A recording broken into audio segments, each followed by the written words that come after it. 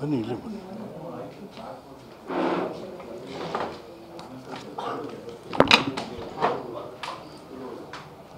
ಹಾಂ ಬರ್ರಿ ಸರ್.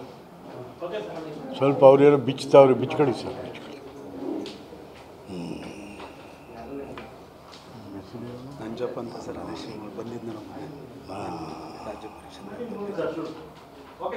ಹಾಂ, ಮಾಧ್ಯಮದ ಸ್ನೇಹಿತರಿಗೆಲ್ಲ ಸ್ವಾಗತ.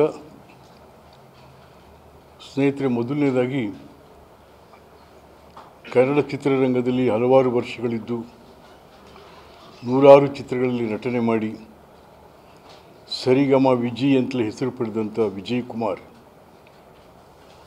ನಮ್ಮ ಚಲನಚಿತ್ರರಂಗ ಮತ್ತು ಅಭಿಮಾನಿಗಳನ್ನು ಅಗಲಿದ್ದಾರೆ. ಅವರಿಗೆ ತಾಯಿ ರಾಜರಾಜೇಶ್ವರಿ ಅವರ ಆತ್ಮಕ್ಕೆ, ಅವರ ಕುಟುಂಬಕ್ಕೆ ಶಾಂತಿ ಕೊಡಲಿ ಅಂತೇಳಿ ಪ್ರಾರ್ಥನೆ ಮಾಡ್ತಾಯಿದ್ದೀನಿ. ಎರಡನೇದಾಗಿ ನಮ್ಮ ಮುಖ್ಯಮಂತ್ರಿ ಸಿದ್ದರಾಮಯ್ಯನವರು ವಿಜಯಪುರ ಜಿಲ್ಲೆಯ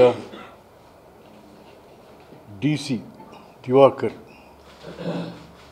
ಅವರಿಗೆ ಭಾಳ ಅವಮಾನ ಮಾಡಿ,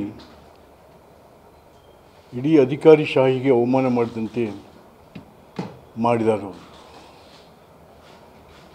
ಯಾಕೆ ಅಂತಂದರೆ, ನಮ್ಮಲ್ಲಿ ಜಿಲ್ಲಾಧಿಕಾರಿ ಅಂತ ಅಂದರೆ ಆ ಜಿಲ್ಲೆಯ ಸಮಸ್ತ ಆಡಳಿತ ಅಭಿವೃದ್ಧಿಯ ಬಗ್ಗೆ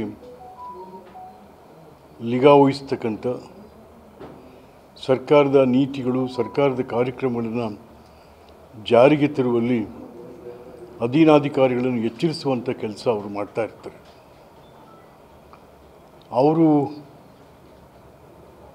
ಸಿದ್ದರಾಮಯ್ಯನವರು ಒಂದು ಖಾಸಗಿ ಕಾರ್ಯಕ್ರಮ ಅದು, ಅವರು MLA ಅವರ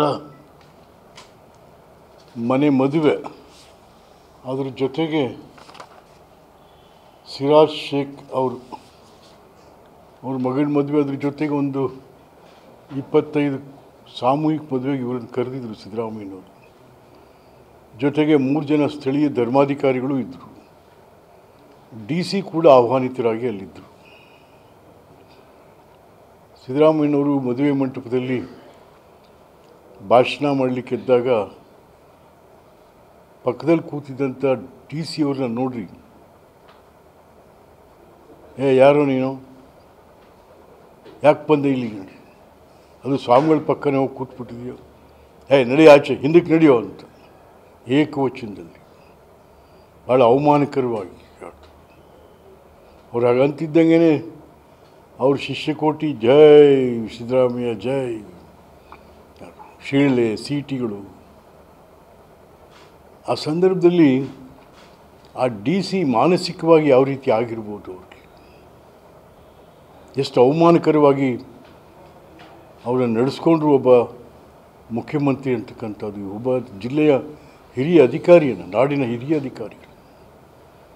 ಸೊ ಇದು ಭಾಳ ಖಂಡನೀಯವಾದಂಥದ್ದು, ಭಾಳ ಖಂಡನೀಯವಾದ. ಯಾಕೆಂದರೆ ಯಾರು ಮರ್ಯಾದೆ ಕೊಡ್ತಾರೆ DCಗೆ? ಈ ಥರ ಅದು ಜಿಲ್ಲಾಧಿಕಾರಿಗೆ ಯಾರು ಮರ್ಯಾದೆ ಕೊಡ್ತಾರೆ? ಅದರಿಂದ ಏನಾಗುತ್ತೆ? ಇಡೀ ಆಡಳಿತದ ಮೇಲೆ, ಅಭಿವೃದ್ಧಿಯ ಮೇಲೆ ಪರಿಣಾಮವನ್ನು ಬೀರ್ತಕ್ಕಂಥ ಕೆಲಸವನ್ನು ಸ್ವತಃ ಮುಖ್ಯಮಂತ್ರಿನೇ ಮಾಡಿರ್ತಕ್ಕಂಥದ್ದು ಯಾರು ಸಹಿಸೋಕ್ಕಾಗಲ್ಲ. ಇದು ಹಾಗಾಗಿ